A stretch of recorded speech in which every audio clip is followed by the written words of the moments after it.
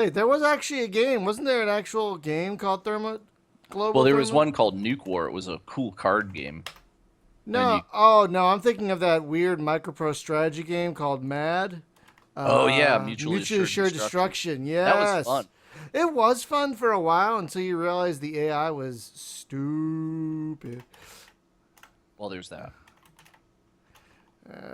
But folks, we're talking about a subject near and dear to my heart and to other people's hearts. Because Hunter, you said you were interested in this one as well. We're talking. Yes. We're talking. Ladies and gentlemen, Hunter Mullins, come on down. Oh yeah, our other co-host Hunter. It is squeaking. Did you actually just hit yourself with a book? Did you? Yeah, it's the My Python Privateer 2 and strategy guide. that's what my Python. That's what they were hitting themselves with was the The Privateer Privateer, 2 the strategy Privateer guide. 2. But in my case, it's the X-wing strategy guide. Ow, that thing's heavy. That thing's real heavy. I'm proud of you that you actually remember the words legit that they said. That's pretty legit. Well, I don't know if that's exactly it, but I'm paraphrasing. Yeah, you know? close enough. Close enough. So, Yeah, folks, sorry. Yeah, it's Ieyasu Danae's Requiem. Did you Yeah. actually just look it up? Did you? No, I remember too. Oh, It okay. came to me in a vision. In a vision. I saw a burning bush. Well, actually, it was a redhead porn. But go ahead. Well, we That don't was have a pretty excellent. we don't Back have to a you. guest this week. I don't know when we're having a guest next because I've been a little lax. Probably never again after No. tonight. No, Joining us no. tonight, our guest, Brian Rubin. Brian. Yeah. The What show game am I brought to you working? by Xlax. What game am I All working your on? moves be smooth. No, folks. One of the first articles I ever did for Space Game Junkie was my favorite and least favorite manuals. This is when I was still unemployed and had lots of time in my hands and could put together articles like that because people love those top 5, best and worst articles. You know what I mean? People love that shit. I love it. I'm not kidding. That's serious clickbait right there. Those type of articles. But the worst types of articles that do that, those gallery articles where you have to click next with every entry. You know what I dude, mean? because page impressions. You know that's I for know. SEO. I know that's why they're doing it. I don't like it. I hate it actually, but I know that's why they're doing it. It's fucking stupid. It's fucking horrible for usability, but whatevs. So I have a big soft spot for manuals, as you all might know. I've talked about manuals on this podcast. You shouldn't talk about Manuel without him being here like that. That's not cool, Manuel man. labor. Is this where we're going tonight? Is this where we're doing? No. Hello, Dromo Ghost. Heyo. Heyo. Jose, see what? No, we're talking manuals, strategy guides, that sort of thing, because it's kind of, a lost art, really. Like, you look at, for example, the one Hunter was talking about, the X-Wing strategy guide, with, what is that? What is that, 3 authors on that thing? That motherfucker? It's a huge. few. It was It's a huge, few. large. It's huge. It's, how many pages is this motherfucker? Without 400? that strategy guide, we would not know of the Wotan weave. 400, no, I think that was in the regular manual, wasn't it? No, the strategy guide. Hang on. I didn't see it in the manual. Of course, who reads manuals anyway? I don't know. Wait, The this strategy is- guide really kind of was the manual to me. Oh, this is a different strategy guide than the one I have. The PDF one here? Yeah. I think I have the pre-CD-ROM version of the strategy guide. Oh, wow. So, Yeah, I do. Oh, shit. I should get this other one then. Wow.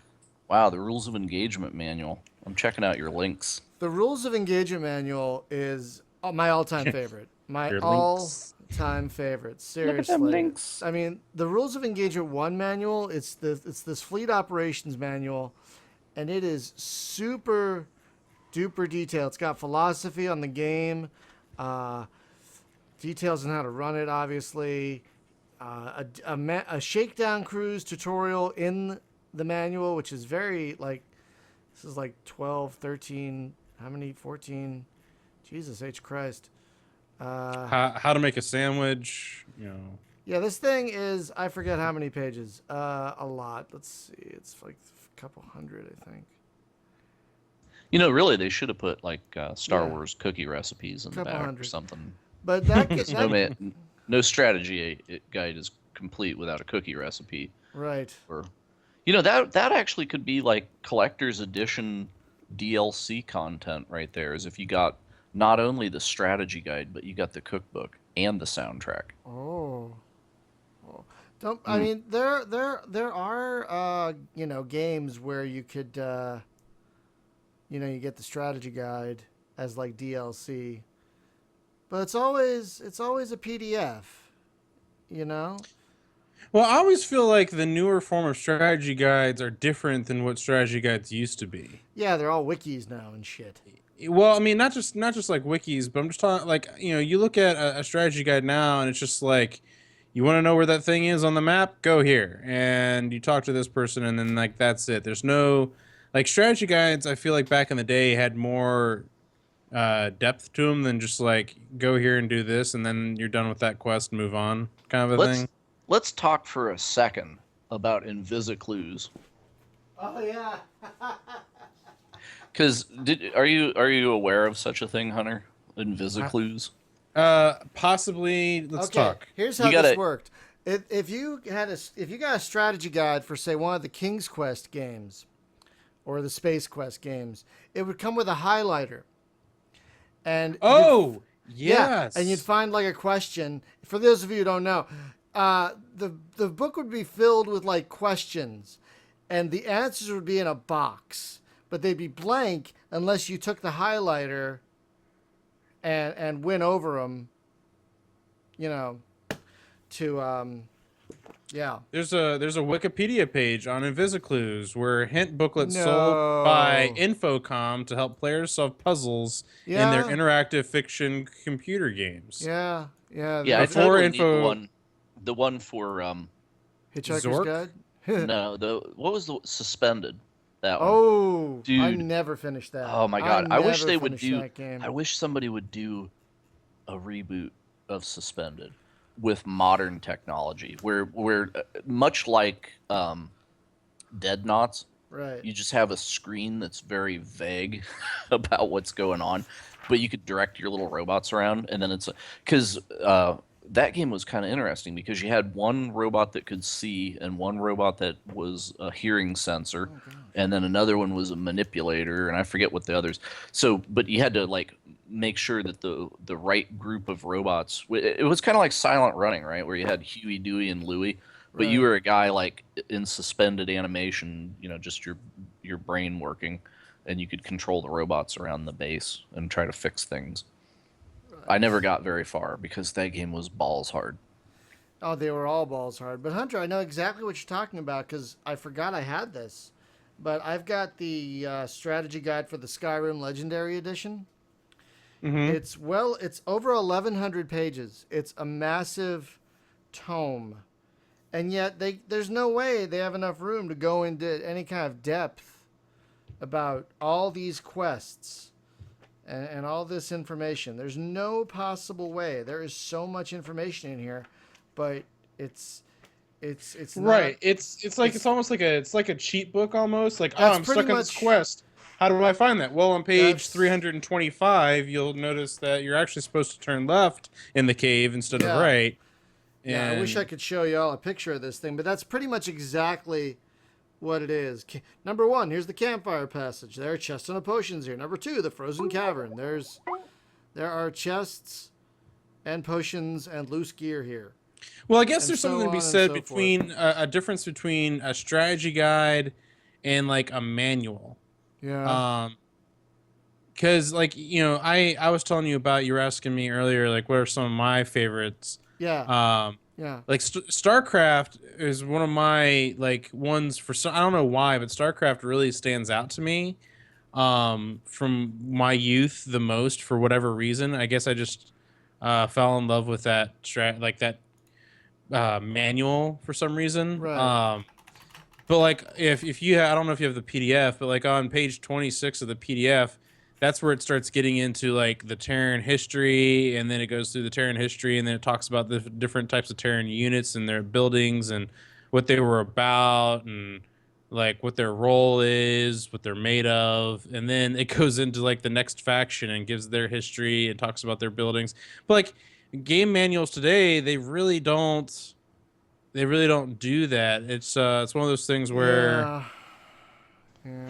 So where I'm from, and Brian is from here too, is the old Jane's manuals that came with flight sim Oh, games, yeah. and they were spiral bound, super impressive. Like probably the biggest manual was the Falcon 4 manual, and Uh-huh. unfortunately, it was a kind of a not great game.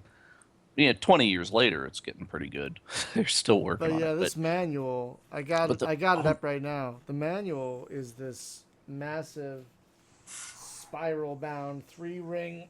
If you got the real version, anyway.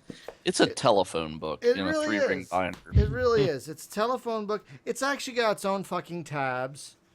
Yeah, dude, For like they have cardboard dividers with they tabs, totally and do. They it's totally do. So they have part 3, technical reference, part 4, advanced aerodynamics and G forces, part 5, designer notes, and they that would sell itself. you that manual for $50 today, Mm-hmm.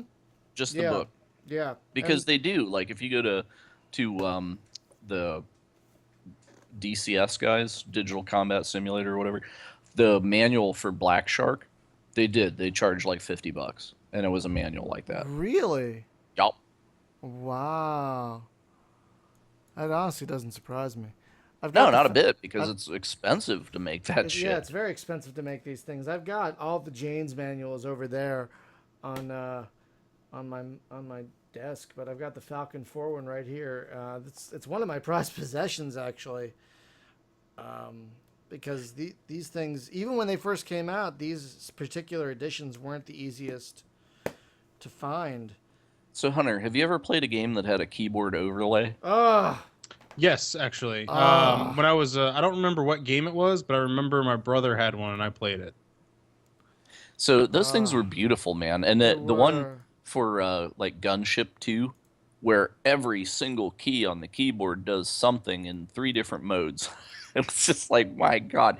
And for a game to be that complicated back in, God, what year was that? That was like late 90s, 98, 80. No, 99. not even. No, it was earlier than that. I got the first one I got was with F-19 stealth fighter, Yeah, and that but I'm was talking Gunship 2, or not, Longbow 2 rather. oh Um, well where keep every key on the keyboard, it was like shift and alt and control, 3 different things. right. So every key had like 3 different colors of a command on it, and yeah, bonkers. Well Like they keep didn't even give you a keyboard thingy for Falcon. That was kind of frustrating, actually. well also keyboards were becoming a less standard size.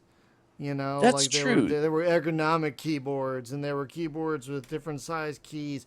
So like back when like those things started, like Microprose was doing it and shit, most keyboards were like this keyboard I have here, this Model M, pretty standard size. So you could make a keyboard overlay and it would fit 95% of the keyboards. But you can't do that no more. Well, and Yeah, well, that's like the with my thing. keyboard, I've got G keys because it's a gamer keyboard. Yeah, G keys. It's a gamer keyboard. What do you do Oh. with your G keys? Do you put macros on them so you farm gold and win everything? I don't know where that Yeah, came it from. is sort Just of a I don't know where bit. that came from. What the I fuck don't know just what the fuck that was. That was I, some latent aggression that just boiled out. I don't know. Just tell us how you really feel about Chinese Jesus, gold Brian. farmers.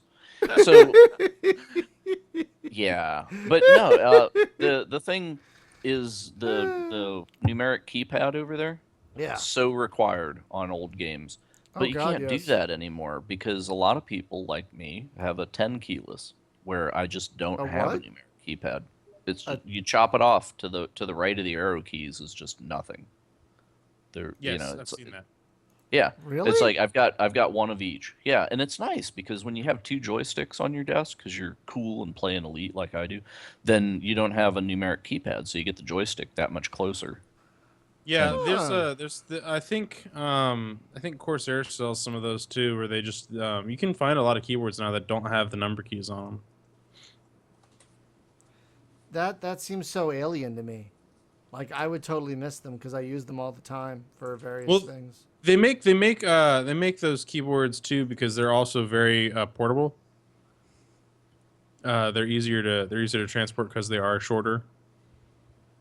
Oh, I guess that makes sense. But why And you're would you? super lead if you have like a shoulder sling keyboard case. Like it's like a backpack just big enough for a keyboard. Kind of like Hacker Man from Exactly. Kung Fury. I was actually Uh, thinking about Emmanuel Goldstein from the movie Hackers. There you go. There you go. And you get Well, on your skateboard with your keyboard on. No. well, What? you were talking about Brian. Like, why would I need a transport? Like, if you have like a laptop that you don't want to use a laptop keyboard, Yeah. you can get mechanical keyboards that are shorter that don't have the number keys on them that you can use that are compact that'll also just like fit in the backpack with you. Yeah, in fact, Unisys makes a Model M clone that does not have a numeric keypad. Oh, I believe it. Indeed. Sure, but it's just They don't make a again, damn backlit keyboard though. What's wrong with them? My keyboard The isn't fools. backlit, and I'm fine with that. Ah, but well, okay. We're but going I to do it a dark. show about hardware. We have actually been requested, specifically asked to do a show about hardware, so we can talk about keyboards and all that fun shit. Yes, we're talking about the topic. No, I'm just saying. That is something we are going to talk about at some point, which Yeah. which I think will be fun. But the times have changed, basically. Like yeah. the manuals used to be big. Like the way that I would make a purchase decision is you heft the box, Oh and yes. and if it weighed over 5 pounds, then you had to buy it. And I it think wasn't just because it had a brick in it either. I think one of the biggest tragedies of gaming, PC gaming, was when they shrunk the boxes to like DVD size. Remember that? So they had to like scrunch the little manuals down so they'd be either the tiny manuals or like Yeah. nothing. But you know who made it weird, right? Was Eidos. Eidos made some freaking weird boxes, right? Well, Like, that's what was cool about it, though. I thought. I love those. I think the Metal Jesus did a episode where he was talking about his PC gaming collection, and he was showing like Tomb Raider, like that weird triangle Yeah. shaped box. My favorite was JSF, Joint Strike Fighter. yeah, I was gonna say that too. The F-35 one. What a It had like a freaking weird triangular box.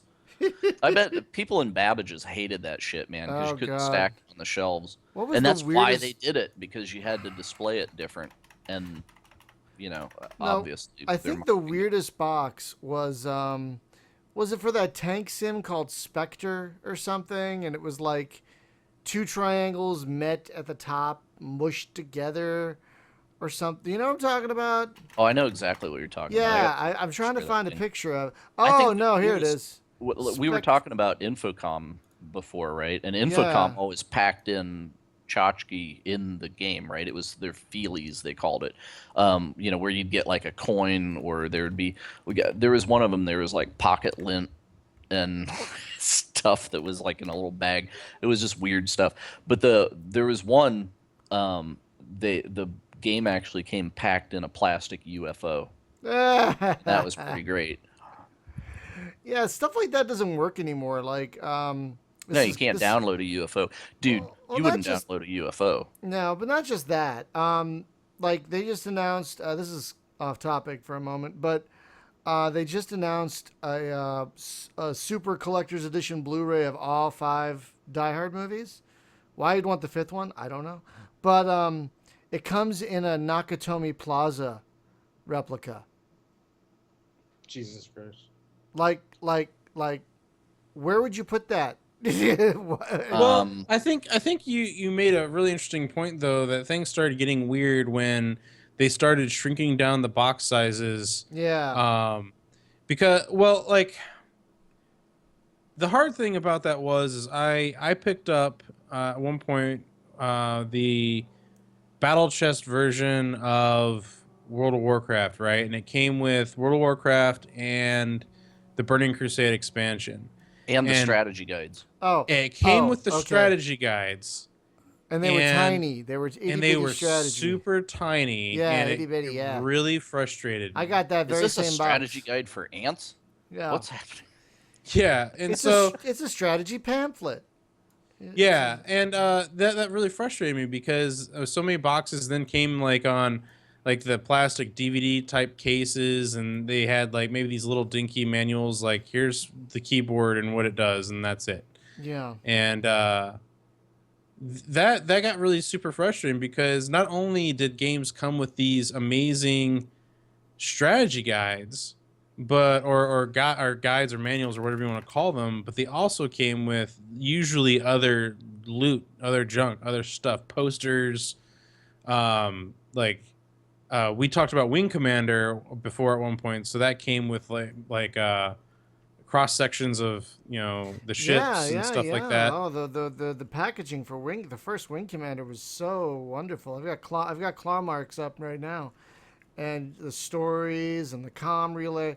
And remember the box for the original Elite? I don't know, but it can't if you know this, but it came with like a novella and shit. Just all kinds of great stuff. Yeah, well, like that's yeah, you're looking at the Wing Commander stuff Like, now. It's cool. but Jim, do you see this? Instead of Jane's fighting aircraft, it's Jones fighting spacecraft. No. Ah, That's awesome. that's so great. But yeah, but like nowadays, I'm paying more because they raised the price of new games from 50 to 60. I'm paying more for a new game, even in a digital sense. Yeah. And all I'm getting is a digital good and usually nothing else. And if I want any of the cool features or the cool stuff, I have to buy the collector's edition, which is like retarded amounts of money these days. Yeah, I know. And it's usually like some giant figurine that I have nowhere to put. Which, by the way, kind of pissed me off because I bought the collector's edition of Guild Wars 2, and I had no idea how big that figurine was going to be. And I'm just like, where the fuck do I put this shit? So how big was it? That's what she said. It was, God, what is that? Is that like almost a foot tall? Yeah. Have you ever seen the collectible statue for the Super Turbo edition of Titanfall? Yes. Retarded. I don't What? want that. Dude, What? That's when you ridiculous. walk in the front door over at Escapist magazine, the thing front and center of their office is a giant Titan, right? And I assume it's that thing, right? Because they must have sent it out as like tchotchke to the review people, but it is super impressive, man. It lights up. It's Is that the crazy. is that the Atlas from Sideshow Collectibles? Yeah, Because it's I about think so. It's about $500. Yeah, yeah. And It looks cool. yeah, it's large, dude. I mean, it's like if it was on the ground, it would probably be knee high. Oh, here's Gypsy So Danger. Here's Gypsy big. Danger. Here's Gypsy Danger. Oop, oop, oop. Ooh, Say it again. Gypsy Danger. Yeah, but they don't have a Cherno, so Wait, therefore oh wait, they don't. disqualified. Oh wait, what do you mean? Hang on, let me look. I did like the Cherno Alpha, the jumbotron sized. That was it They actually don't. lit up and everything. It was like an 18-inch tall I figure, saw but it was that like one. $200 or Yeah. something. No, all Yeah, they have it was, is. in fact, it was one Guillermo was cuddling like a baby. Oh yeah. No, they only have Gypsy Danger and 2 Kaiju. That's all they have. Because in height. They have Knife Head. Yeah. Why would I want Knife Head? Every time you say every time you say kaiju, I'm gonna say bless you. Because in height. Anyway, yeah. But yeah, I miss these old manuals where you had like specs of the planes and the ship. Like I'm still looking at the Wing Commander one. They've got specs. I mean, they're basic specs, but they have specs of all the fighters you'll be flying. I guess the operative word here is flavor. They had a lot of. Yeah, that's true. Very good point. They had lots of flavor, and you can't even call it filler because this just adds to the universe. This just fills in. This just totally brings you into the universe. You're totally right about the word flavor. That's a very good word. And it's just perfect because I could be like, I can imagine I'm reading this on the shuttle of the Tiger's Claw, it's just great. And look, I mean, even the Iceman, That's so sad. What movie was it that I watched recently where the person didn't quite fully understand what they were doing, so they pulled out all the manuals? Was it Gravity where she was sitting there and she's sitting in the Oh yeah, yeah. Chinese She's sitting trying in to the run the Chinese ship. pod? Yeah, and she's trying to run the ship, so she's pulling out the manual like, okay, how do you do this? I've No, totally imagined myself like that though. but the truth is that the manual, you really can do that. Like when I was in the Army and they had the helicopter manuals, there's 20 volumes of it. But if you had the right binder for whatever system you're doing, you could totally, the way the military writes manuals like that, they are all checklists. So you can just be like, okay, push the red button that is to the left of the yellow button. Click. Okay, now step 2. Seriously, it's like a cookbook for running the plane. Which is why, like, if the stewardess ever says, "Is there anybody that can land a plane?" I would just be like, "Well, if I gotta." You got the book? Yeah, you get the manual with all the pretty Do you pictures. have the keyboard overlay for the?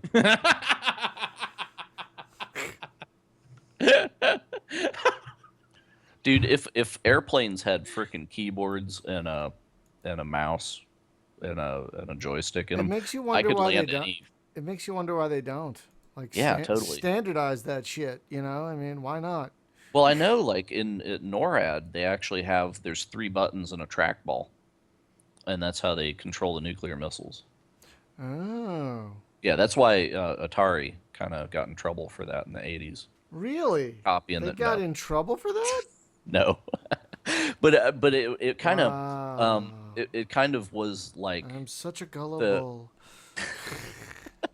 but the one thing that is true about this though is they did actually look at people that were really good at missile command and considered them for military service. No. For the yes, it's kind of like Last Starfighter in reality. That's amazing. There was a yeah. So yeah, here's some of the flavor that you were talking about. Because I just read this myself in the TIE Fighter strategy guide.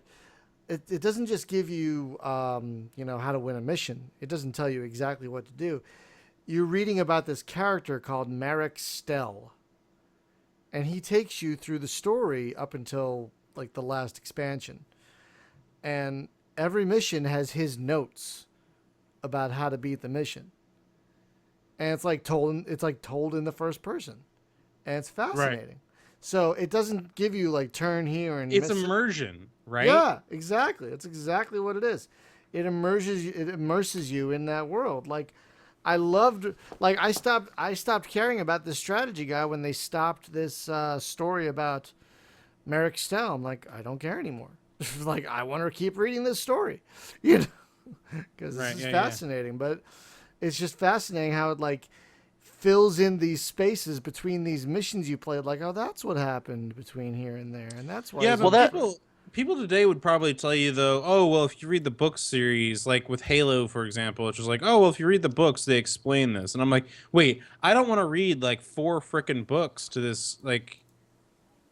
Just to find out one little piece of information. Yeah, exactly. Have you ever been like, I'll skip the game. The book was better. No.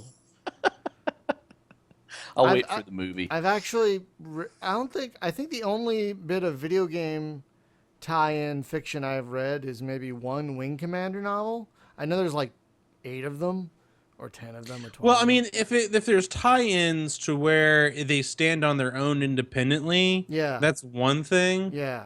But like, I know people are like, oh, well, they explain this better. Like, they explain this more in the book, and I'm like, what? Like, what? Really? Like, if I read, like, there is a novelization of, I think, Wing Commander 3 and 4. So in that case, I can understand. Like, oh, there's more information in the book. You know, that's true of just about any novelization. But well, that's like, a direct novelization of the book. That's what I'm saying. But like in for the game. But in like, I shouldn't. You're right. I shouldn't need to read 2 books to understand what's happening in this game. You know, that's no. Why should I? I mean, if I want to seek that out, great. If that adds to it, great. But I shouldn't need that to be like, why is he doing that? Who is But that for character? me, it used to be a pleasure to sit and read the manual. Like Oh, you'd yeah. buy the game, right? And it's like, oh crap, I can't get home for like a couple hours, because I have to be At somewhere, school or right? whatever, At yeah. school or at work or whatever. So it's like lunchtime, man. You just bust out the manual and you're like reading it, and yeah, and Exactly. that's before YouTube when you could just like be like, oh, let's watch a Let's Play. I'll experience it vicariously. Or read Uh, a wiki. Yeah. Well, Yeah, even or when I was like a little kid, before I got into the massive PC gaming, I would get like a Super Nintendo game, and even though those manuals were small, they still had enough in them to entertain you. Oh, I'd really? still want to I'd be in the car trying to ride home, and I'm just like, I can't wait, and I'd open it up and start reading the manual.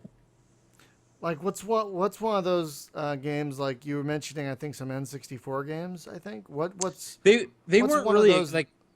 they weren't extensive, but I remember GoldenEye being one that I really liked. Ocarina of Time was fun. Mhm. Because there was also lots of cool artwork that was in them that you don't get to see anywhere else in the game at all. Yeah. So there well, was you really do cool. for $80. You get the extended edition that comes with the digital art book. Well, The, maybe today you do, but like who pays for that bullshit? I'm Yeah. sure there are people. I got to pay that extra $30 to get like some PDFs. And no. But you know what Yeah. is actually really good though, and um, the stuff Jeff Keighley does, like the final days of, because he did one on Titanfall that was really good, and then he also did one for Portal 2, which is very good. They actually sell them on Steam for like a couple bucks, right?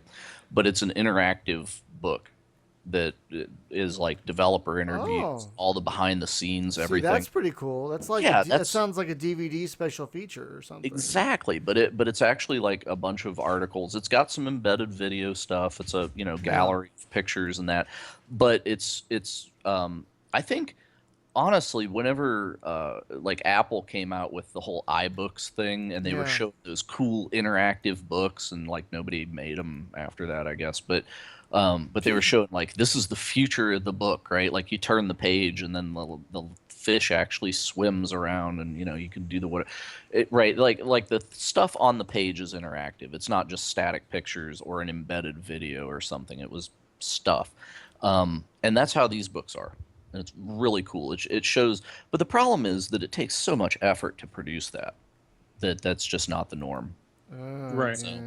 But dude, if I'm paying an extra $30 for a collector's edition, damn straight I expect something like that.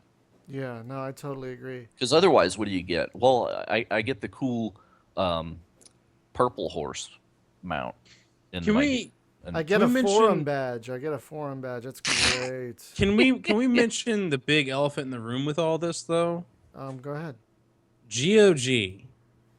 What's wrong with GOG? There's nothing That's- wrong with GOG. That's the oh. point. They give you all of this shit when you buy most games. Not all games. Some games they don't have stuff for. But Yeah. like you buy a game on GOG, it comes with the extra stuff. It comes with manuals and posters and avatars and Yep.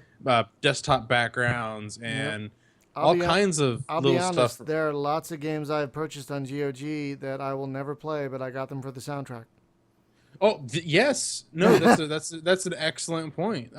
They come with soundtracks. Like name me something that on a regular basis that Steam does that with. Usually you have to pay for the soundtrack on Steam unless the developer is nice enough to include it separately. Like I think Space Rangers 2 HD, that just came with the soundtrack, for example, in a separate folder. But that's the exception rather than the Let me norm. be clear though. Not all games are like this, but a lot of games do. Like I'm looking at Star Wars X-Wing on GOG. It comes with the manual and the strategy guide. Which is pretty cool. You go to Star Wars Empire at War. It comes with manuals, reference card, and a key guide. Yeah, that's pretty great. You see, it just all these things, and that was actually an article I posted on the Sons of Thunder forums. Was the difference between the features of Steam and GOG and like what you get is pretty fantastic. Oh yeah. Oh, holy shit! Descent 3 You get manuals, HD wallpapers, reference card, the soundtrack, and a training video. Yep. Yeah, I forget which game has like the most extras on GOG, but there are a few that have like avatars and wallpapers and behind the scenes videos and soundtracks. There's like a few that like have Some of them actually come with books. There was one I was looking at the other day that came with a book. Yeah, exactly. Well, their own Witcher, I think, comes with a ton of shit. Oh yeah, look at this: manual, wallpapers, a world map, 6 paper toys, an art book, a universe compendium, a soundtrack in MP3 and FLAC, 8 videos, 28 avatars, 44 artworks, a comic, and a paper toy catalog. Yeah, that's ridiculous, but amazing. Yeah, no, I say what you want about GOG. That is, you can't beat that. I mean, What game was that you were just looking at? The Witcher 3. Okay, so listen to this with Beyond Zork. Manuals, The Great Underground Empire, A History, The Lore and Legends of Ecuador, Maps, A Calendar, stock certificate, shareholder letters, like in-game stuff, I guess. But there's a huge list of in-game stuff that you get. You know, if we still had games that were boxed, right, I would take Alien Isolation, and in the game, I would have packed like a clean pair of underwear, just to just to be like, you know, but make them, I don't know, space underwear. Like they'd have to have like the Wayland Yutani logo on them or something. Or even better, but it would just be hilarious. Like here's a pair of tidy whities. You'll be needing them. Or a voucher. Oh god, and you would see underwear. that shit like on eBay in slightly used. Like new. Oh man, packaging may be broken, but yeah, like Wing Commander on GOG, it comes with the ship blueprints and a Wing Commander Bible and a Wing Commander product proposal. That's just fabulous. That's one thing that's great about finding all these manuals. It's preserving gaming history. Like sometimes you can't get a game to run, but if there's a PDF of a manual, you can always read that shit. You know? So This is true. It's just another part of gaming history that is can be preserved, which is fabulous. Let's see what some of these other shit comes with. Folks, if you haven't used GOG because it's not Steam, shut the fuck up and get over to GOG. I'm serious. You're doing yourself a disservice. Let's see, what does Privateer come with? That's the other thing too that I really like about the Humble Bundle stuff is a lot of that stuff comes with soundtracks as well. Oh, I know. I'm a gaming soundtrack junkie, I guess. Maybe that'll be another site, Soundtrack Junkie. I don't understand that because what? a lot of games, the soundtrack stuff, like a lot of games, it's just like atmosphere music. Yeah. Like Command and Conquer, I can totally understand. Like or Mech Warrior 2, I could throw that CD in and listen to it. But the average game, not so much. Well, it depends on the game. It depends on whether you connected with the game and if the soundtrack gives you memories. But there's one of my favorite ones, though, to be honest with you, is the Taverns of Azeroth soundtrack, where it's just all the bar music from the different bars around that's World of great. Warcraft. I have to find a copy of that. I need that. It's pretty fantastic. I mean, I've got soundtracks for games I've never even played. Like, one of my favorite soundtracks is for a PS3 game called Nier, N-I-E-R, which I've never played, and apparently is very good, but the soundtrack is amazing. Like, absolutely fucking incredible. You know, speaking of this, Jim, I'm sure you've probably thrown in the Skyrim soundtrack at least once. Oh, yeah. I cannot say that I have. Although I have looked it up on YouTube. It's and so listened to good. it. So It's so good. But yeah, the thing actually specifically we were talking about your girlfriend and the whole violin thing and doing soundtrack. So I looked up the Skyrim Dovahkiin song thing, right? Because I wanted to see how did they actually make this. Did they get like a full choir of dudes or what. And there are some orchestral things. What's very interesting is some of the game soundtrack stuff, the big epic stuff like that, Yeah. actually does get orchestra places. Like they'll bust out like the theme song from this game, like Ni no Kuni, and they're like it's like the Japanese something something Tokyo Orchestra playing it, and it's really good stuff because it is a legitimate piece of music composition that an orchestra can whip out. It's almost like like the Boston Philharmonic doing the Star Trek theme or something, right? It's Right. it's like a big thing. But there was some of them that actually they did the whole Skyrim deal, and even with a big choir singing it, it did not sound as epic as it did in the game soundtrack. So I was like, okay, I got to see how they actually did this, and they recorded it, and it's only like 5 guys, but what they did is they recorded them like 10 times, and then reverbed the hell out of them, and made it sound like a Viking hall full of dudes. Pretty interesting how they did it though. But it's that particular soundtrack does kind of make my hair stand up a little bit because it's so damn good. If you want to get a good listen, go look up the Zelda 25th anniversary soundtrack. Oh, here's this Nintendo crap again. Come on, dude. No, but seriously, the Zelda stuff is good. If you want to listen to some good music, I was about to say, wait, what? Fine, let's switch over to Final Fantasy. Go listen to some Final Fantasy soundtracks. Why is it you with the Nintendo shit every week? Look, man, Welcome to it's Nintendo look. Junkie. Listen. Where did this guy come from? PC gaming and Nintendo. That's where it's at for me. Where did we find this guy? You know what? I might be right with you because I'm loving my new 3DS XL. So get with the program, Jim. You didn't know this was much. Space Game and Nintendo Junkie. Space Tendo. Space Tendo. Oh yeah, let's have a moment of silence for Mr. Oh. Otto. So yes, Yeah, that's unfortunate. I didn't know much about him until after his passing, and I read there were all these tributes to him, so I read a few of them, and wow, that guy was a badass. Yeah, he pretty much saved Nintendo during some like rough periods. Like, not only was he a programming badass, but like apparently when Nintendo was going through some lean years, he, instead of firing people, he lowered his own salary. Yep. So that people can keep their jobs. Yep. That's amazing. Yeah, dude. Yeah, it really sucks because it makes me kind of wonder what's gonna happen with Nintendo with his going, like who's gonna be in charge and stuff like that. Hopefully they had a contingency plan because apparently his health was not good for a while. Well, my thought is this. What was interesting about it is he came from a developer background. Like he was a developer for the company first. Yeah. And one of the things that he always missed was being able to make games, which he has said in like numerous interviews. Right. Hopefully they don't get like a suit in there. They get another passionate guy in there. Yeah. Yeah, so. We'll see. I don't know. But anyway. Yeah. Back to the manuals, though. Manuals.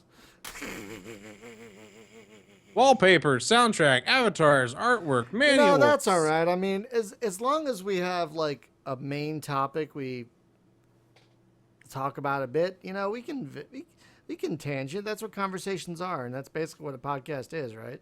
Well, then let's tangent for a second. Did you guys just see the PC Gamer article on the Star Citizen Derek Smart war that is happening? Yes. No, I didn't see the PC Gamer article, but I've been following it because there is a glorious article about what happened. Like Star Citizen, apparently, SIG revoked his Kickstarter. Yeah, they refunded him. Yeah. Banned, disabled his account on their website. Yep. And but this is kind of like weird because if they're going to start issuing refunds for people that they say don't support their game or their community, then they're going to have to start issuing refunds to a lot of people based on those grounds. Yeah. I'm just saying. No, I know they've because that's what they said about him, which means a lot more people could start asking for refunds. I'll be honest, I'm kind of tempted. Like everything except my initial pledge. You know? That's pretty unusual though. Like just based on his statements, they were like, "All right, here's your money back. And I'm gonna lock you out."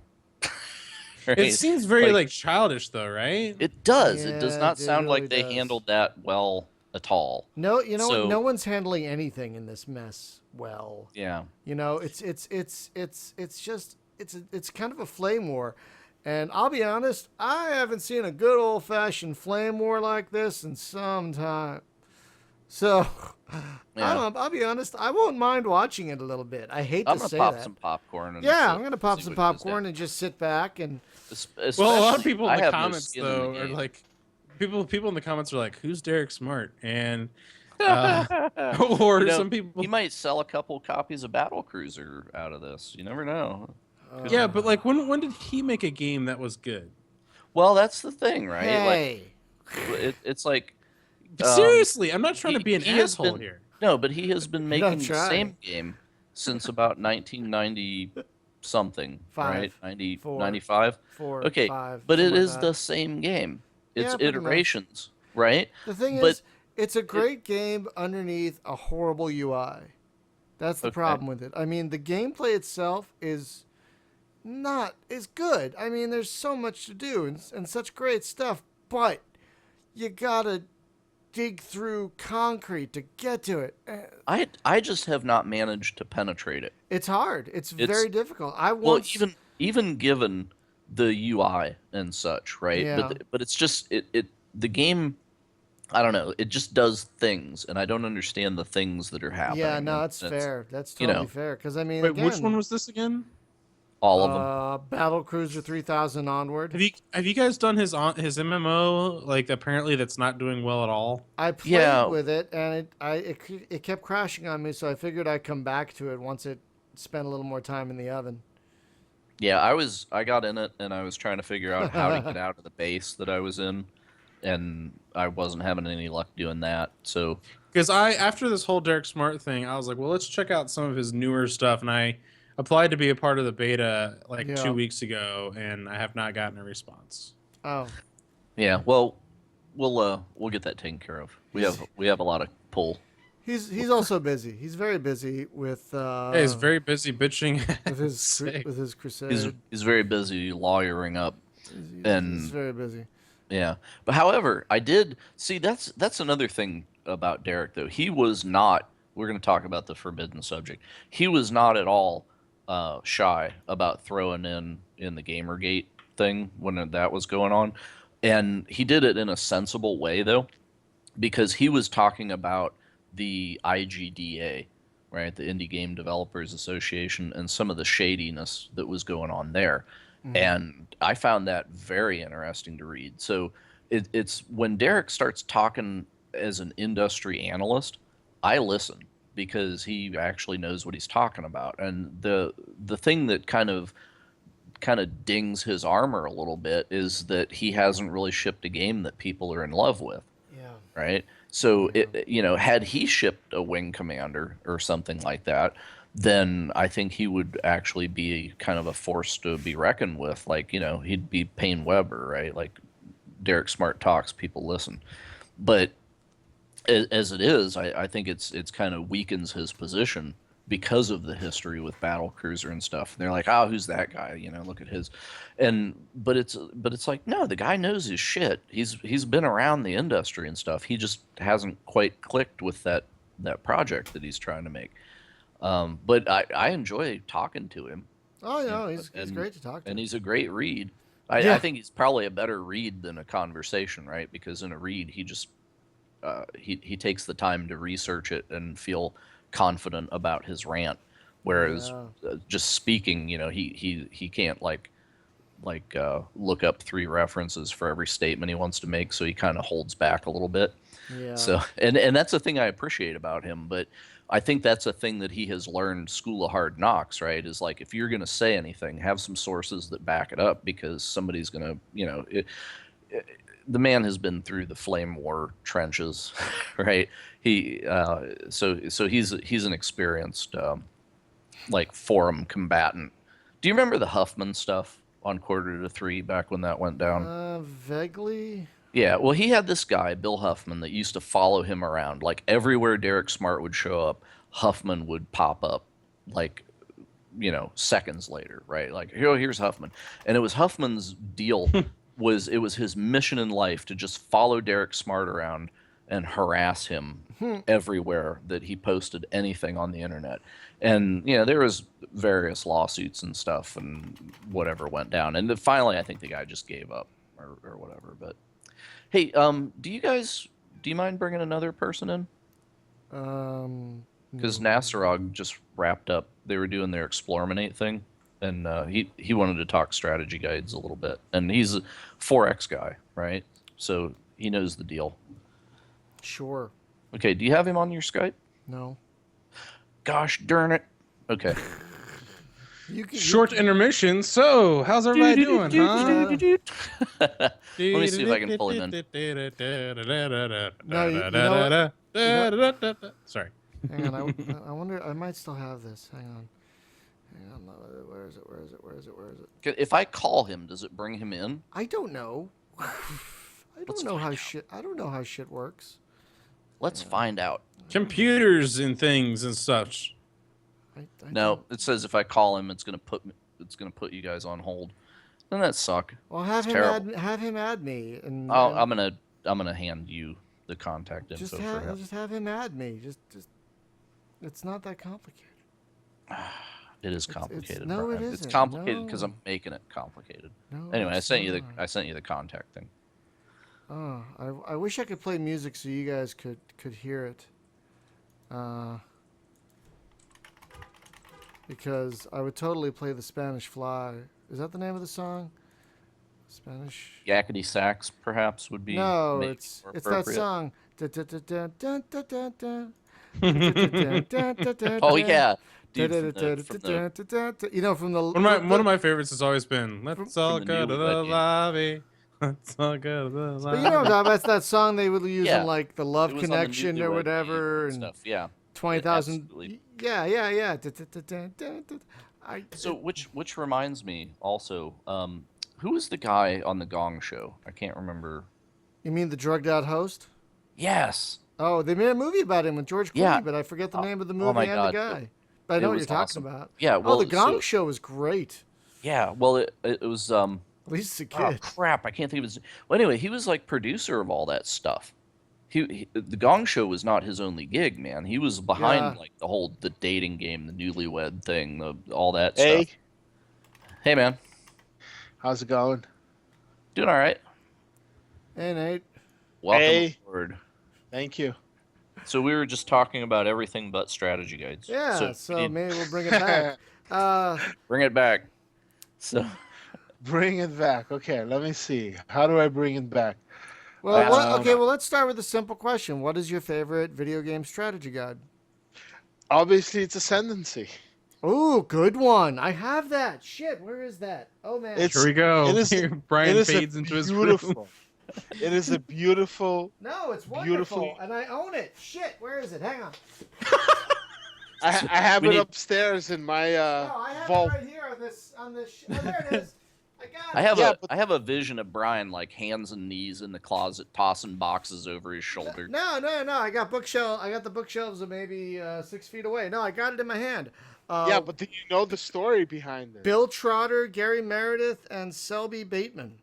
It's a great guy. But do you know the story behind it? Hit me, because I probably don't. Is that the person, the main reviewer, one of the people that gave the game an incredibly good review, is actually one of the guys that wrote the guide. I remember that. And there was a whole brouhaha about that. Oh was my was God! that Bill Trotter? Because he was the big strategy guy. It was Bill CGW. Trotter. Yeah, I'm pretty sure it was. I think it really dinged his reputation. I wouldn't be surprised. It's a shame because it's a really great guide. I love this game, warts and all. Me too. I mean, even with the shitty AI, even when you put in better AI, that's still not that great. Oh, you mean the aggressor AI? Yeah, it's still not that great, but still, it's such a. I should add this to my list of Let's Plays to do. Yeah, I'm definitely adding this to my list. Well, the thing is like, I don't know if you can you obviously can't get it on Steam, and Oh, you might be able. motherfucker! I have the disc. Come on. Me too. Not only do I Do have you this, know I have who the you're original. talking to? Come on. I have the original box, dude. When I was I was still in Oh. undergrad when I was playing this. It was like I can't tell you how many hours I spent playing this, and the music. Oh my god! Wait, this is the Ascendancy show, right? I've got I think I have 3 or 4 versions of the soundtrack of Ascendancy. I'm not even kidding you.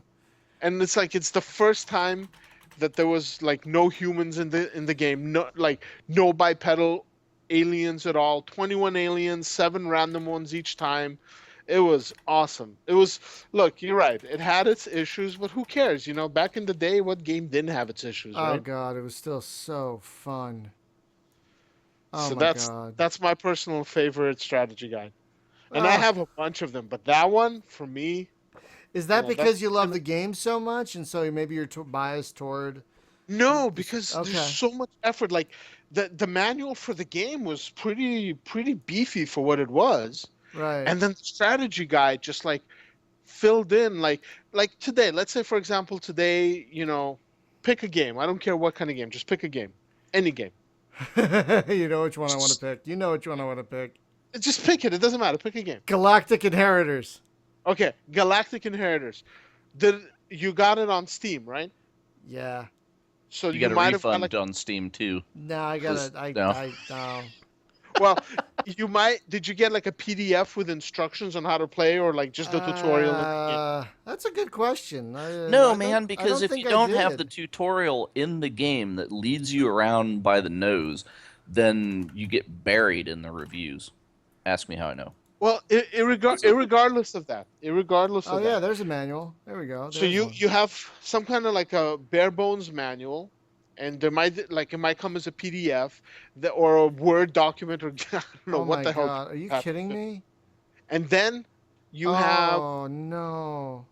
Well, did you just delete everything from Galactic Inheritors? No, well I should, but no. I'm looking at the manual. Guess how many pages it is? How many? 14. Okay, well that goes to what I'm saying.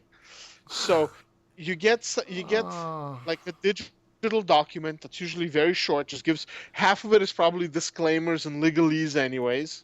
Right. So you're not getting any information. So where do you get information? Well, now for today's gamers, they go on YouTube. You know, they look for Let's Try or LPs or Let's Plays or whatever's out there.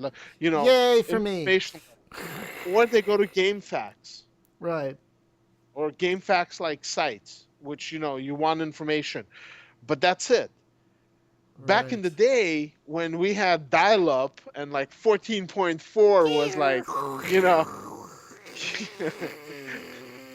and God forbid somebody called you while you were on, right? There goes your Or no, if someone in your house picked up the phone, hello? Yeah, Hello? like, You'd hear that over the modem. Hello? right? Brian, get off the phone. So it's like, so you didn't have any of these resources. So what did you have? You had the guides that came with the games that were like guides. I mean, there were like books, 100-page books with pictures and explanations. And then you had the game guides. And I think after, like, in the late 90s is when the game guides just became basically, I don't know what, just lots of pictures with nothing useful. I've got a few good examples of exactly what you're talking about. So in the old days, you would get a manual like the Rules of Engagement 2 manual, which is easily 200 pages, just the main manual. But the thing is, that game came with 3 manuals. It came with a separate training guide, and a main manual, and a fleet guide. That's impressive shit. Then you have something a few years later, like Free Space 2, which, for as good as it is, it's 30 pages long, doesn't give a ton of detail, and is a lot of pictures, like you said. But then you get something more recent, like Distant Worlds Universe.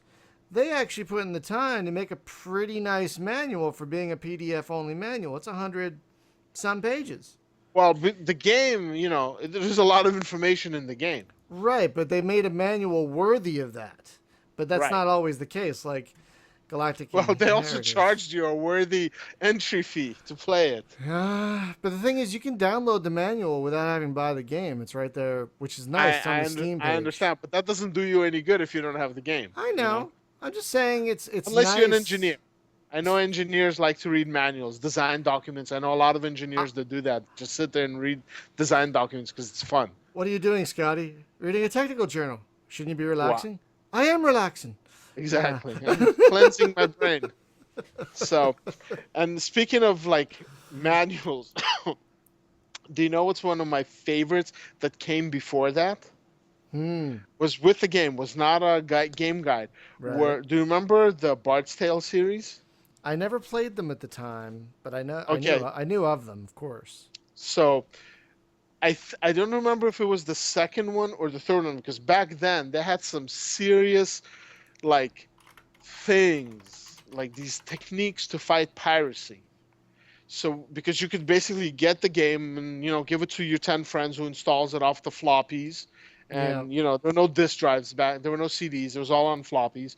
Everybody installs it, done deal. So what they had is they had a wheel. Oh, yeah. With multiple levels to it that you would turn it.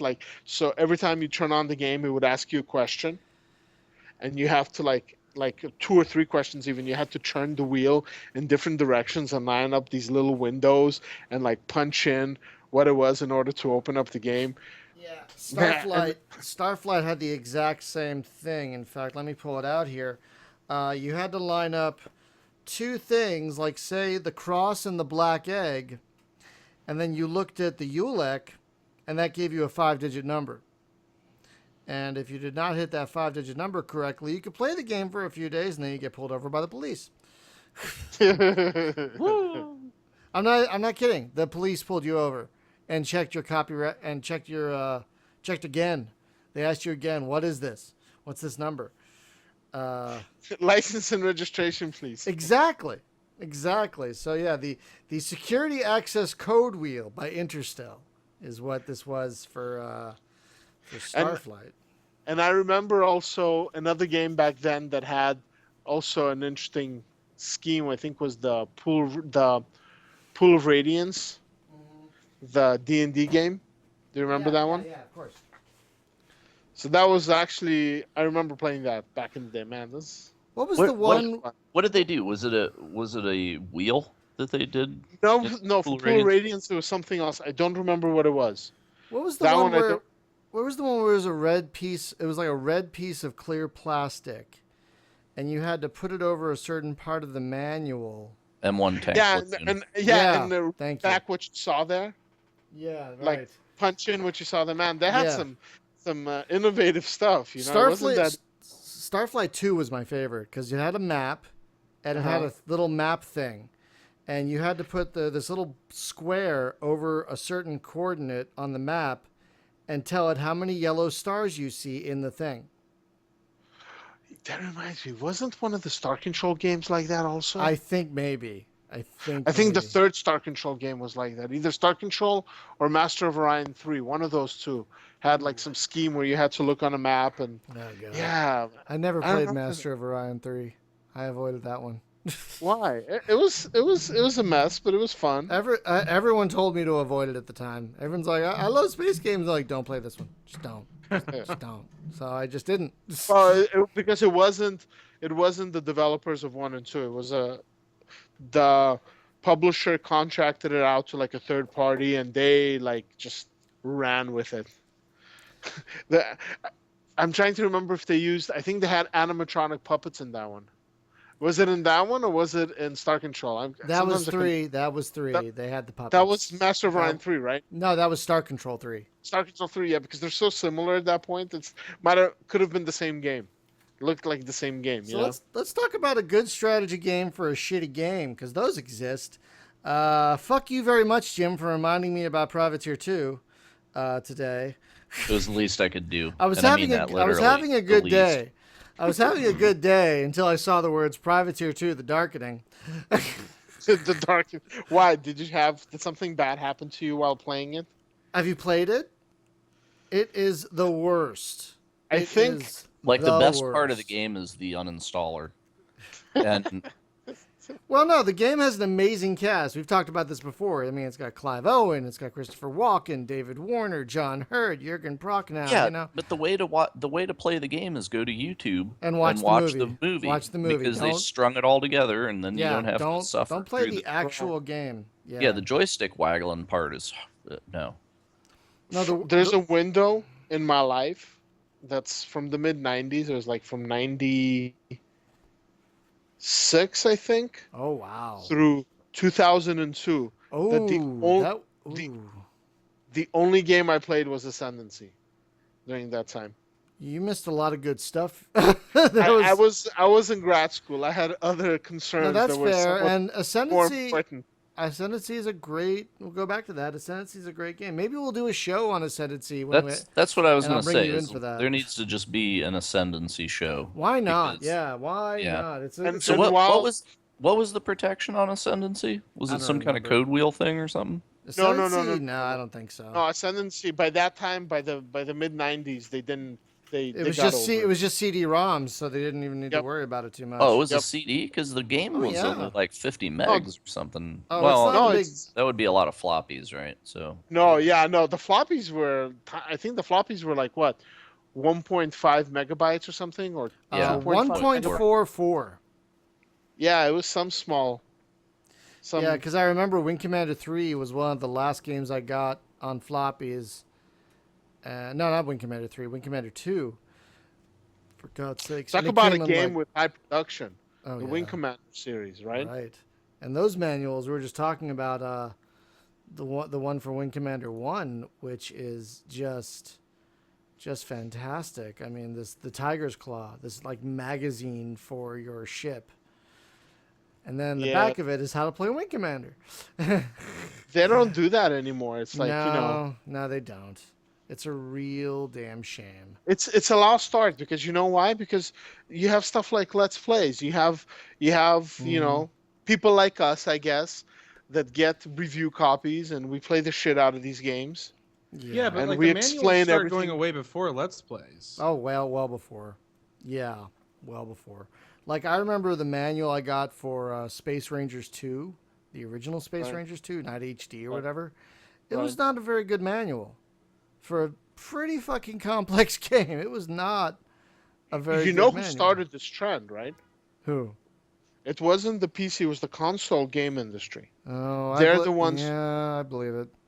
Because because even they, like, for those games, once the PlayStation 1 came out, and then Xbox, when they went away from the cartridges, even the cartridges, I remember having a Super Nintendo, and I mean, like, man, it was like, when did I get it? It was like 92. Like, I was at the dorms, I was living in the dorms, and I got one. And like the whole floor, I was like the only one who could afford it.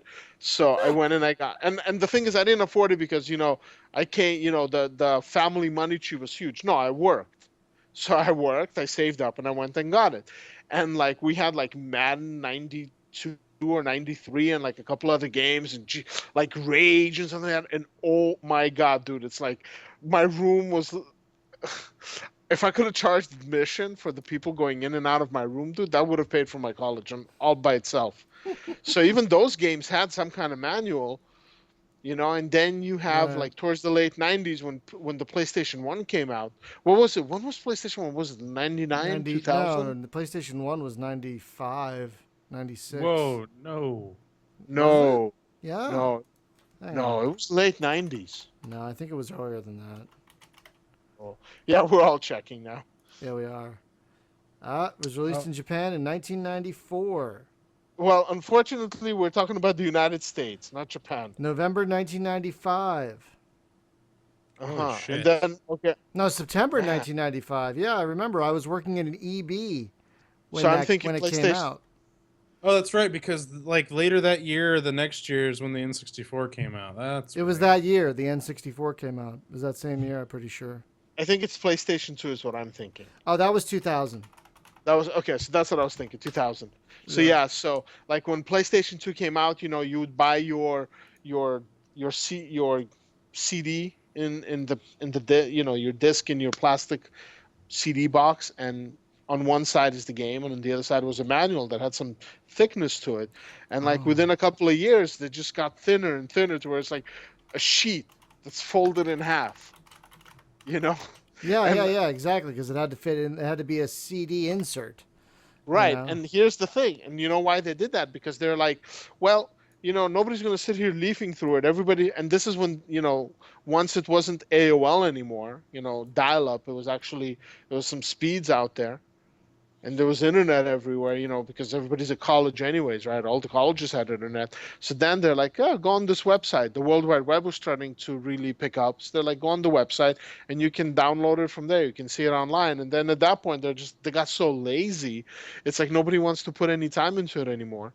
And now they're like, yeah, we'll just explain to everybody in our forums how to play. And then nobody goes in the forums. It's like we have to figure it all on our own. Yeah, most of the best manuals, at least the ones I've been putting together, are from the mid to late 90s. Like even non-space games like Jane's Longbow 2 and EF 2000 and Imperial. Even Civ had a good manual. Yeah. The Civ 1, Civ 2, the original Civ games, they had excellent manuals. Did you ever play the Imperialism games? Yes. Yeah, those manuals are excellent. And those are still highly playable today, especially Imperialism 2. I was about to say, Imperialism 2 is a fun game. Oh, so great. I'm trying to see. I mean, like I said, I was... You probably didn't, because I think it came out in that period of ascendancy only. No, yeah, it came out in 99. Nope, didn't play it. So you should shell out for the $6 version on GOG, because holy shit, that game. No, I've been accused of being a graphic snob. Oh really? Yeah, and I've come to accept it. Oh, so you would probably hate this game then. Well, it's not a question of hate. It's not me hating a game. It's just I wouldn't play it. Yeah, you wouldn't play this. You would not. But that's play what this makes at all. Ascendancy stand out. Really? A game that came out in 1995 still looks better than half the games out there. Hell, it looks better than Distant Worlds. I'll tell you that much. By a long shot. It's been a while since I played, but yeah, I think you're kind of right, actually. Especially when they did the update for the iPad. So I have the disc. I don't have I'd need to put all kinds of emulators to get it to run on my Windows 7 PC. Yeah. But one time I had a Windows XP machine for a while, years ago, Right. and I actually got it running on it, and it ran like at hyper turbo speeds because there's so much processing power. I was just like, whoa! Like I would do my turn, right? But then my ships moving within systems or through the star lanes, they would be like flying. And then when the AI moved, I was just like, what's going on? I can't keep up with what's going on. I would lose things because I wouldn't be sure what's going on. But then when they did the update for the iOS, it was just like, wow. For a while, it was like the best-selling strategy game. Really? And then a while back, they pulled it off, and I can't figure... I mean, I have it. It's in my library, so I can download it on anything linked to my Apple account. Oh. But pretty much somebody new who wants it can't get it. I mean, they might be able to get a copy from Good Old Games. I don't know. No, And then they can only get it on disc from Amazon or eBay.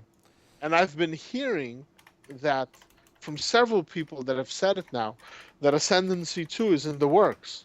They've been saying that since Ascendancy 1, though. Come Yeah, on. They've been saying that for 20 fucking years. 19 years, and I have original emails. I have my Yahoo account. I've had this same Yahoo account for like 25 years. Oh, Jesus Christ. And I have original emails in my account that I exchanged with the Logic Factory, with the various people that worked there throughout the years, discussing Ascendancy 2, discussing the Tone Rebellion, discussing a bunch of their games, the Logic Factory games. And they're like, yeah, I remember you.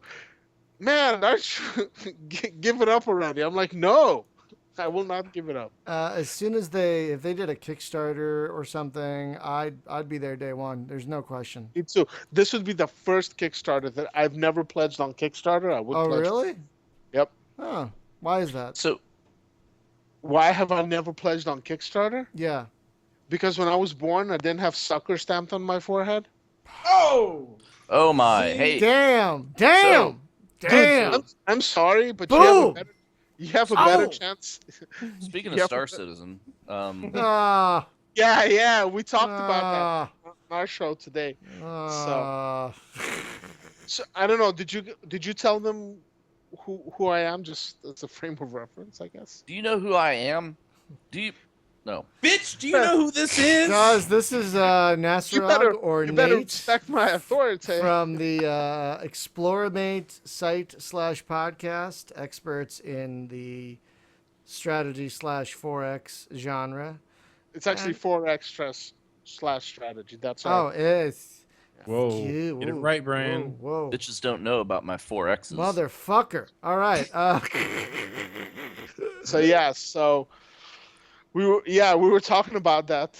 We recorded our weekly exchange podcast. That's our new show, and one of the last things we talked about was Star Citizen and what's going on with that. And it's like, basically, here's the thing. But this is personally. It's like, I don't know. Have you ever had friends that come up to you and they're like, bro, I'm really down on my luck. Can you lend me some money? I need $10 or $20 or $100 or my car is broken. My leg fell off. Of course. Yeah. My mom forgot my name. She needs a new phone. All that bullshit. You know what I'm talking about, right? Yeah, sure. So over the years, I've had various friends that came to me for things like that, and Yeah. I would lend them money. Of course, I never saw a penny of it back. And at some point, I came to the realization that it's like, you're not really lending them money. You're making them gifts. You're giving them a gift, and you hope that at some point in your life, that gift will be returned as something else.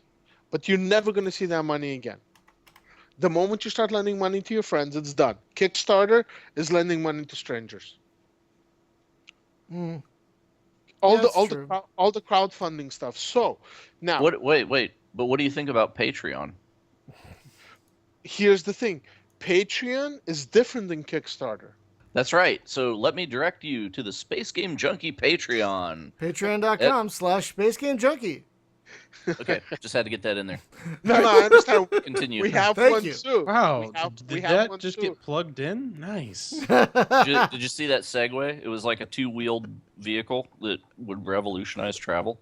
You Yeah, mean that just Everyone will be using one in 5 years. I know. We're gonna call it Ginger, and oh, I think that it's was been so invented disappointing. already. It was invented already. So much hype, and yet. But you know what? Segway would have totally been kickstarted back then if Kickstarter had been. No, that wasn't the guy who did it like wealthy anyway. Like. He was like, I think, like an Elon Musk of his day. Yeah, exactly. Like he already had a ton of money. Like, Yeah, I it's don't- disposable income. He's like, I'm just gonna make a project, and the point of this project is to fuck with you people. See, I can actually say that because on our podcast we have to keep it. We're on iTunes, so we have to keep our profanity level down, and it's happened more than once where I would just. we're on iTunes too, but whatever. No. Yeah, our when, show when you straight- feel the straight- need, we're kind of like the curse jar. Like if you got to let it out, just come put $1 in. It's Space gonna Game happen Junkies eventually. Patreon at patreon.com/Space Game Junkie. I didn't realize. So I guess that's why I came on the show to help you, give you the necessary transitions into to plug in Patreon. Gotcha. So yeah. So every time I curse, yeah, I get it. So every time I curse, you guys are gonna plug Patreon. Good one. But Dude, if we could, every time Brian dropped an F-bomb, if everybody would just put $1 in Patreon. Wow. yeah, I've Fuck, talked to fuckity, fucking, Hey now, fuck. hey now. It's like- hey. it's I'm like- just saying, if that's the case, I'll be dropping But- F-bombs And like this is how we fully like funded the Americans Death Star over 3. like the Americans over Dresden. I'll be dropping bombs and lighting fires. Wow. Lots and So lots anyway, of so fires. yeah, so that's my take on the whole crowdfunding thing. Okay. That's my personal. I mean, that's for me. Anybody else does whatever they understand, But Patreon, personally, I like it because it's not an empty promise. It says, look, here's what you get in exchange. I'm an artist and I'm working on this. I am, producing this. I'm producing that. I'm asking for your help. And in exchange for your help, I can do this. Whereas with Kickstarter, even though it looks similar, it's actually very different. It functions very differently. And I think what's about to happen with what's happening with Star Citizen is going to, if Star Citizen is not like, the shiny pussy in the sky, the best thing you've Whoa. ever fucking seen, they're going to get destroyed, and crowdfunding is going to be crushed. Well, I'm also worried about what it might do to the space genre in general, because say what you want about Star Citizen, it really did help bring about the resurgence we're seeing now in But space Yeah, gaming. because everybody was like $60 million. My Well, not God, only I gotta that, make a but no, space no, game. no. it But with ultimately that- showed that there's interest, that people will pay for these sorts of things. Yeah, Right, so you because have stuff everybody- like No Man's Sky.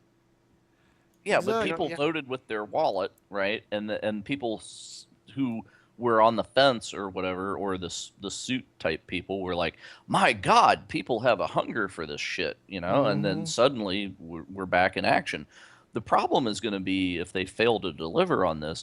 I see it as a wonderful opportunity for anyone else who would care to make an awesome space game, because there will be people that will have great regret that Star Citizen has not fulfilled whatever. God, I wish there was a game like that. Make it quick, like I think- make something. I think that's something. I think you're not realizing that this is the case for you guys and for us, because we're somewhat in the same age group, within a couple of years of one another. For the guys that are in their 30s, it's different. For the guys that are in their 20s, it's different. So a lot of what might be happening with Star Citizen, I think it's the nostalgia factor. It's the same thing that's driving, everybody wants to be the next master of Orion. Everybody wants to be the next Alpha Centauri.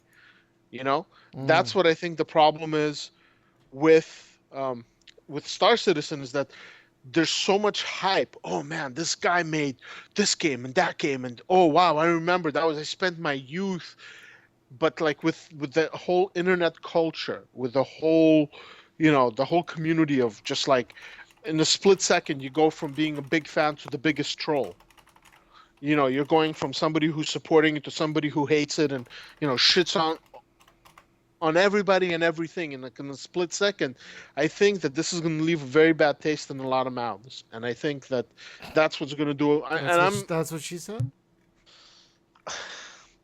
Okay. Sorry, I'm sorry. I sorry, Wow. my friend. I'm sorry. Well, we've tired. talked about that before, though. We talked about that a little bit last week. It's just like if they don't launch something more than Arena Commander by early next year. I mean, we're talking like within the first 2 months of next year. They're done, and it is going to be a problem Well, for I don't know. I crowdfunding. mean, these games do take a long time to make. Like, No, but it's Well- not. It's not 200 grand. It's not 2 million. It's the money that they're pulling is on a level of a Grand Theft Auto. Yeah, but the thing is, if everybody said, "All right, no more," and they've got what they've got, they could still make a hell of a game. Right? That's what I'm saying. Is So they have the if money. you don't to pull do your it. money back, then okay, and because honestly, I think they should stop. They should just say, okay, you know what? Stop the cash.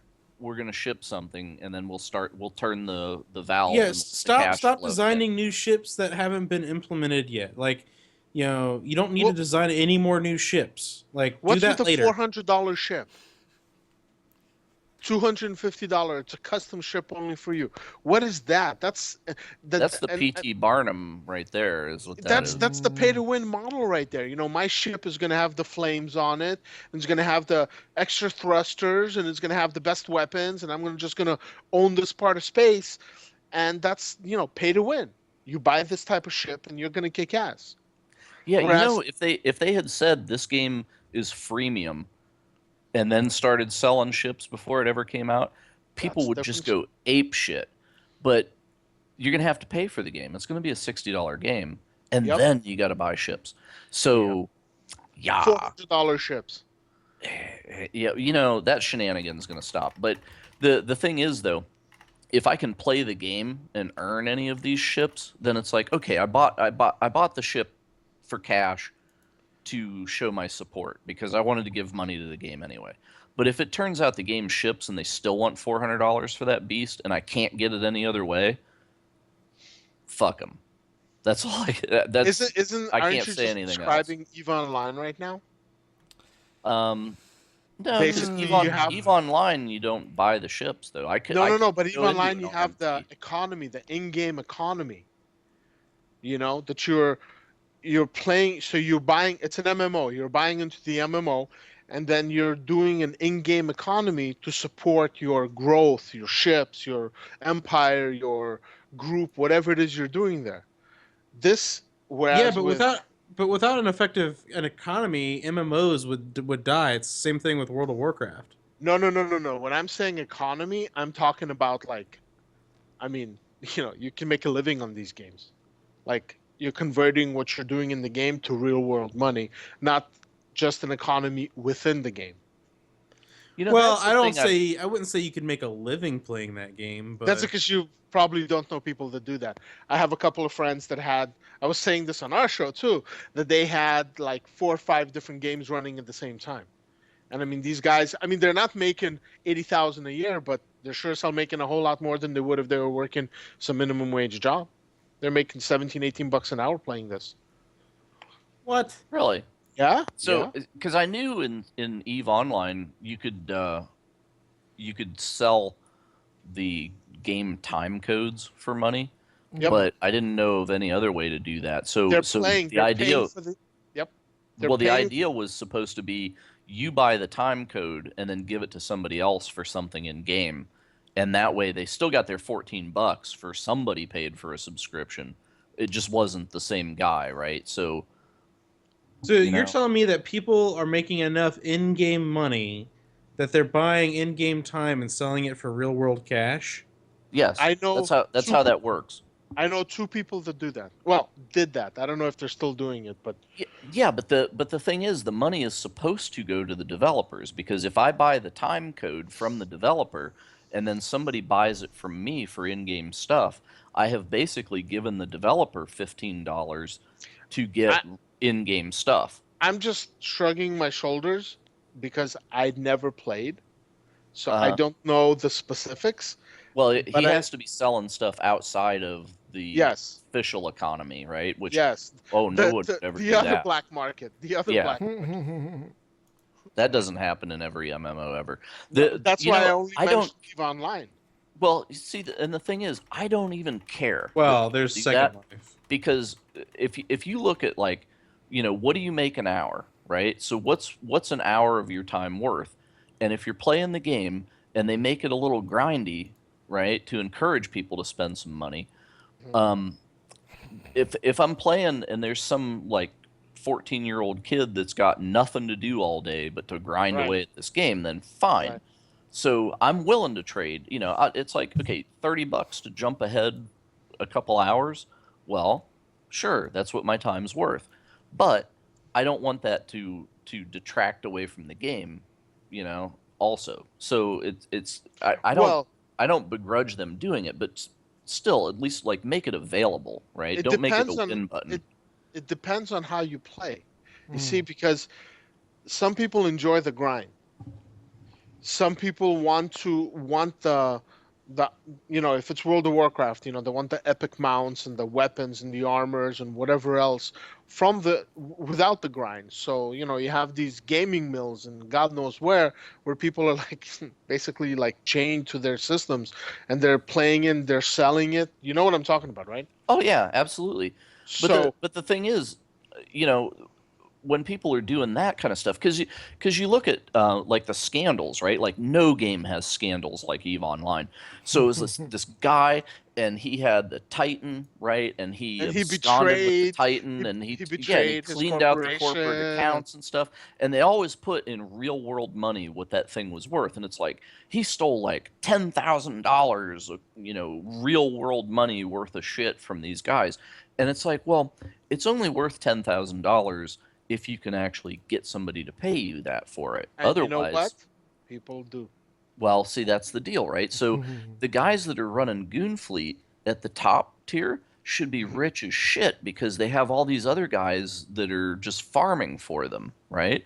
But the guys that are up in the command seat, Dude, they I think you're confusing something here, and I don't want to say it, and I'm gonna word it very carefully. Say it. No. Say it. Listen. Say it. I will not succumb to peer pressure. Say I will it. not succumb to peer pressure. You will say it. I will not. You Then have. why Jesus? Why Jesus? You are That's not cool. confusing. That's not cool. Don't cry. It's okay. I got blue ball now. That's not cool, man. That's not cool. You went there. You are the one who went there. I did not. So anyways. Okay. So what you have is the bespectacled members of the community that get picked on throughout their life, that have the business acumen to take a venture of this type and turn it into real world money, are the ones that run Facebook, are the ones that run Twitter, are the ones that run Apple, the ones that run, they're those guys, Microsoft. The ones that know what they're doing, do it. The rest of the group are there just for, bragging rights and for, virtual dick comparisons. My virtual dick is 4 feet long. How long is yours? And here's my credentials. I can call the cops on you 10 states away, and that's what it is. It's just the ones that actually will make money on it, they don't waste time talking about it. They're making money on it. They take their ideas and then they market them. They create these just innovative products. But so what you're saying is if somebody had the wherewithal to make a lot of money in the game, then they'd be making money in something else? Yes. Okay. So I guess, but then you say that, well, there's people making a lot of money in the game. So that No, kind of right? I didn't say a lot of money. I said there are people that are making more than they would if they were working a minimum wage job. That's a lot of fucking money. That's money. But what I look at is when you look at Goonfleet and how many bazillion people are in it, right? So Right. all those people are doing it, for king and country, and hey, man, we're in Goonfleet solidarity, right? Exactly. But then up at the top, if the guy that's running the show is smart, he's actually got all those people as unwitting gold farmers for him, and Yes. he's skimming it out. And he's the smartest dude because Yes. he's like Tom Sawyer. He got everybody to paint the fence for him. Right. Except he's probably doing 5 other such things. And he's not spending 24/7 staring at, a wall of monitors trying to control. He's got administrators underneath him doing the work for him. The Yeah, CEO is CEO because, he's got Well, he's got the the thing gumption. the thing in other MMOs that I hate is whenever they start selling stuff beyond the economy, Mhm. then you get the spammers, right? And they come in and they just flood the chat, and it's like, buy elite golds here and the power leveling stuff. If that went away, that's fine because that's the only part that affects me is having to just see that gold spam bullshit. And Do you know what I hate about MMOs? The MMOs? persistent MMOs. Well, no, but there's something about them that I hate, and that's the persistent world. Yeah, because the world doesn't change. You kill the Right. dragon, you come back 5 minutes later, it's back. Yep. So Yeah. you have a certain regenerative aspect to it, and Yeah, at the same time, you also have a persistency to it where it progresses. So if you're not spending enough time playing it, you fall behind, and you don't keep up. And then the really cool quests and stuff like that, unless you have a turnaround where you have 10,000 new people picking it up every day, every week, every whatever, there comes a point where nobody wants to go on quests with you, so you can't complete it, and you're like stuck in some mid-tier. And then there's the other thing about spending money on it, and then there's that other thing which is actually worse than all of them, which is how much time you spend on it. And then it's like, you have to do a comparison. You go to work, you make so much money. You spend time on the MMO, it costs you this much money. And you have to compare those two values and decide, man, what's more important? So I just ran some numbers, just Okay. because this is fascinated the fuck out of me. Because this is the show about game guides, instruction manuals. Well, no, but like and MMOs. you made an interesting comment, and it's just fascinated me. So just let's just like talk some simple numbers. In Ohio, which is where I live, minimum wage is about $8.10, right? Okay. Okay. So let's say you work 40 hours a week at minimum wage, just as a round number. Okay. Of course, you know that 40 hours a week is no longer full time. I think it's like 32 now. And nobody's working full time. People are working multiple part-time jobs, and Right. No, I get it. But I'm just saying, like, if I was to do this as a full-time job, right, at $8.10 an hour, that comes to around $15,000 a year. Okay. Right. So if these guys, that is 1,037 game time cards. Okay. At $15 a game time card for that. That's just. But the game time cards are more than that. They're like $20. But still, like, I mean, you think about that. That's a lot of game time cards that you'd have to.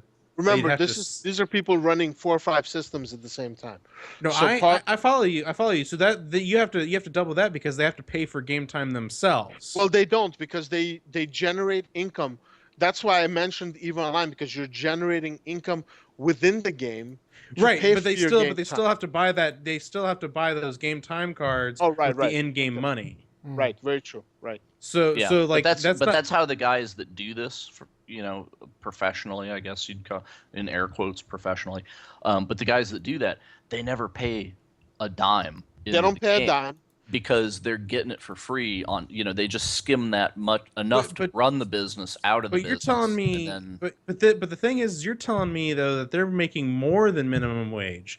Yes. So if you're saying single guys in their mid-20s, I mean, again, this is some time back, so I don't know what they're doing now. I mean, my life has gone in one direction. Their life is, I don't know what their life is.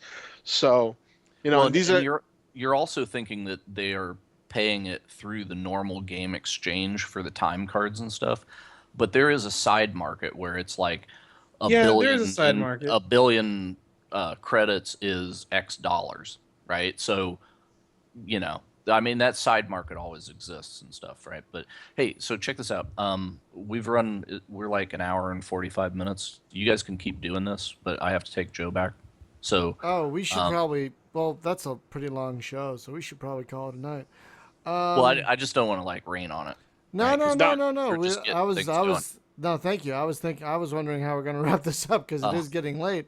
Well, hey, this is your, you went off the reservation with this. You ran with it. I just talked about Ascendancy in your Patreon. Remember? I know. As soon as you said Ascendancy, it was on like Donkey Kong. No one's complaining. No one's complaining at all. Well, so maybe we need the strategy guide show about how to make money playing games. That'd be a whole different show. The strategy guide and manual, historical strategy guide and game manuals about how to make money on EVE Online, World of Warcraft, and Dota 2, right? No, you know how you make money playing video games. There are guides for that. Yeah, It's called Casino, right? No. Cleavage. That's what you need. You need some big cleavage, and you get on Twitch, and you put that tip jar on there. Oh, come on. And then stop. It's a thing. I think you're not allowed to do it on Twitch, right? No. As long as you are covered. Yes. I'm just saying, as long as you're covered, you're fine. Like there's still people that dress very scantily and. Yeah, and your friend that's on there, right? She's got that dimple in her chin. That counts. That's kind of cleavage. Well, no, but she doesn't even. The crazy thing about her is she doesn't even dress scantily at all. She's actually very modest, and yet she, within a matter of 6 months, has over 2,000 followers on Twitch. Dude, I'm telling you, chin cleavage. That has something to do, I think, with the community at large. That's a whole other. That's a completely different thing. Yeah. You're confusing video gaming with biology, inability to socialize outside of. Behind the computer, That's a whole nother Oprah. Egos. Okay. That's been a great show. Look under your chairs, everybody. Game time cards for everybody. You get a game, and you get a game, and you get a game. It's like Oprah throwing money at the crowd and car keys and stuff like that, right? So. Yeah, but anyway, seriously though, it's like Hunter's friend, right? She's legit. She just goes on. She plays the game. And she's a normal person, like no different than me or you or whatever, but because she's a girl, I guess. I mean, Be careful. The social um, justice warriors are going to No, look Can we at this not? guy. Can we It's not? it's a thing. I'm not trying to say that it's a bad thing. I mean, and congratulations to her. I love this girl. She's like one of my closest friends. I'm happy for her.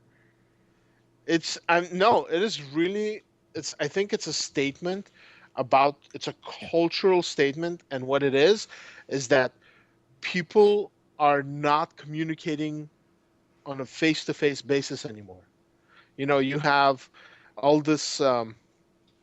Like the availability of porn. Here, I'm gonna go a little bit off the reservation, but check this out. When I was growing up, there was no online porn, right? No, You didn't have that. You downloaded still images over your modem. I used to Still wait images. 45 minutes just for the there were no nipple s- to show up. There were no still images. You're looking at Playboys. You're looking at Penthouse. You're looking at Hustler.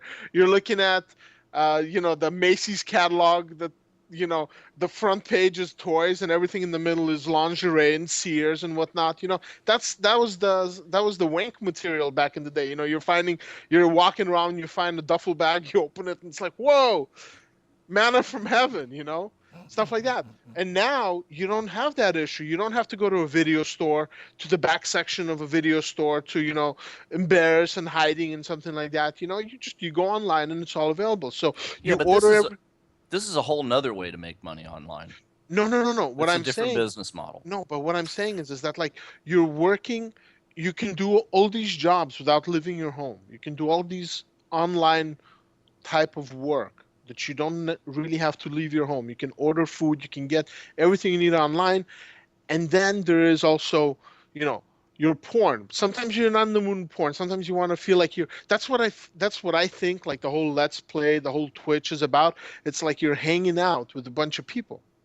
So instead of going to the bar or to the club or, to the park or to the beach or, to a movie, you're doing everything from home. That's great for me.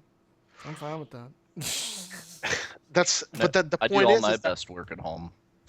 well, that's why you have, like girls that can come on and play video games, and you have a bunch of dudes that watch her playing games. Okay. It's kind of just sign of the times, for better, for worse. I don't know, just kind of how it is. I don't know. I wish Next- people would pay me. to Next play week games. on the Space Game Junkie Podcast, we're going to talk coffee break games. Games you can play within an hour or less. Because that'll be fun, right? Yep. No, Right? no. Yep, For yep, the yep, price yep, of yep, a yep. cup of coffee, you could go now to patreon.com/Space Game Junkie Podcast. As a matter of fact, go and do that. If you're feeling generous, how about buying Brian a cup of coffee once a month by tipping him over at patreon.com. Thank Right, you, guys. Because Trying he to needs get coffee. The Brian. man needs his coffee. I do a lot of work for the site. and Seriously, so I for the price appreciate of a cup of coffee once a month to help him out to do his job. it. Yeah, that'd be great. And Thank we you, could guys. buy Brian some cleavage. Uh, And then no one wants Okay, that. I'm No out. one wants that. I All gotta right. go. That was it. We'll That's see you it. next week, guys. Thank you for listening, and we'll have a great weekend. Bye.